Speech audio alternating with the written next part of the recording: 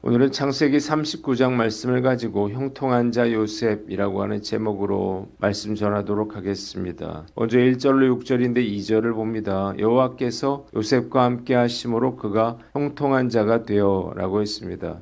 요셉은 미디안 상인들에 의해서 애굽으로 끌려가서 바로 왕의 친위대장인 애굽 사람 보디발에게 노예로 팔렸습니다. 그러나 여호와께서 요셉과 함께 하심으로 그가 하는 모든 일이 잘 풀려서 형통한 자가 되었습니다. 주인 보디발은 여호와께서 요셉과 동행하시며 그를 범사에 형통하게 하심을 직접 눈으로 보고 요셉을 깊이 신임하여 자신의 집안일과 모든 소유를 맡기는 가정총무로 삼고 전권을 위탁했습니다. 요셉이 보디발의 집과 소유물을 주관하기 시작한 때부터 여호와께서 요셉을 위하여 그 애굽 사람의 집에 복을 내리십니다. 이 복은 집안뿐만 아니라 밭에 있는 소유에까지 미쳤습니다.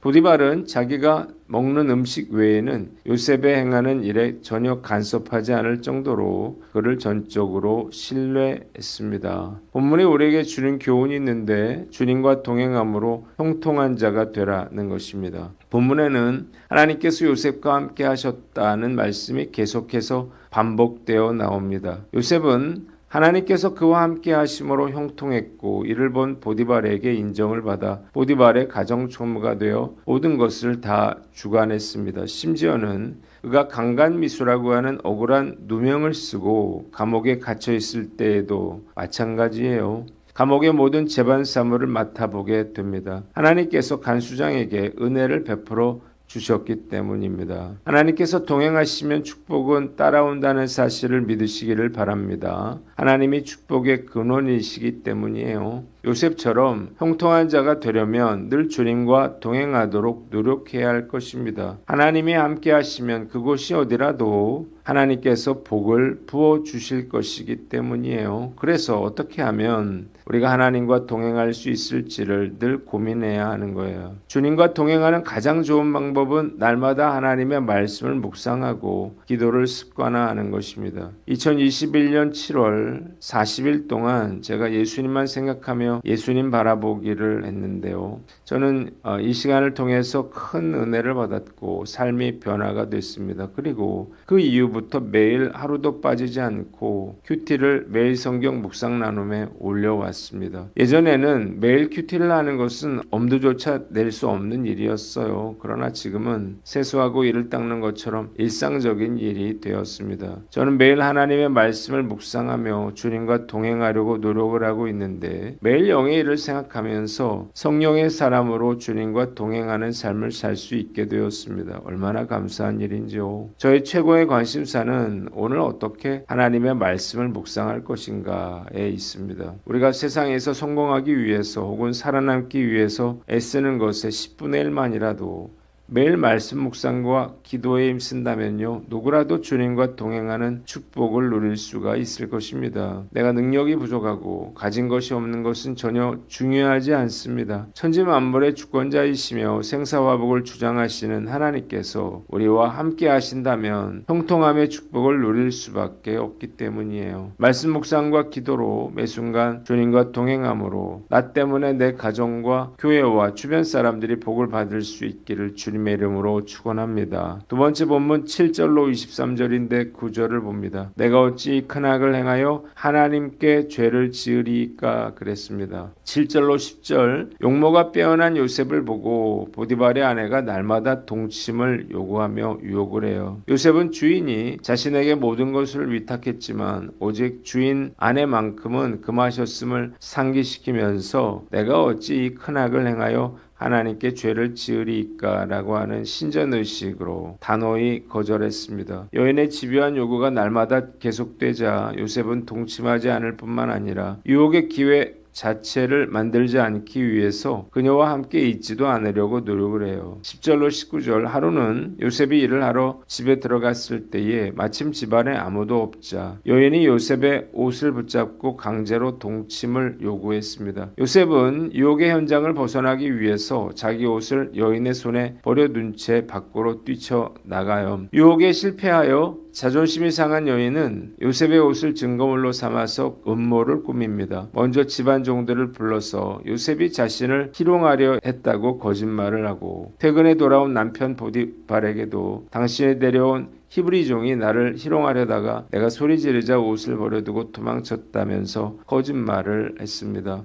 이를 들은 보디발은 심히 분노했습니다. 본문이 우리에게 주는 교훈이 있는데 단호하게 유혹을 거절하라는 것입니다. 보디발의 아내가 요셉에게 반해서 날마다 동침하자고 그를 유혹했지만 요셉은 단호하게 이를 거절했습니다. 이유가 있었어요. 첫째로 그가 늘 하나님 앞에서 사는 자세로 살았기 때문이에요. 9절에 요셉은 그런즉 내가 어찌 이 큰 악을 행하여 하나님께 죄를 지으리까 라고 말했습니다. 당시 애굽의 상류층 여인들은 남편 몰래 노예와 부적절한 관계를 갖는 경우가 많았어요. 아마도 시위대장 보디발의 아내는 미인이었을 것이고 요셉은 혈기왕성한 10대의 소년이었습니다. 보디발의 아내는 날마다 야한 옷을 입고 짙은 화장을 한 채 요셉을 유혹을 해요. 그러나 요셉은 이런 유혹을 이런지하에 거절했습니다. 이유가 무엇인가요? 요셉은 자신이 늘 하나님 앞에 살고 있다고 하는 사실을 알고 있었기 때문입니다. 그는 보디발의 아내가 자신을 유혹하는 그 순간에도 하나님께서 자신을 주시하고 계신다는 사실을 잘 알고 있었습니다. 하나님은 우리의 모든 것을 보고 계신다는 사실을 기억해야 할 거예요. 하나님께서는 우리의 일거수일투족을 다 보고 계십니다. 요셉은 이 사실을 잘 알고 있었기에 유혹의 순간에 하나님을 떠올릴 수 있었습니다. 어떻게 늘 하나님을 의식하고 살 수 있을까요? 날마다 말씀을 읽고 기도를 하는 거죠. 사단은 우리에게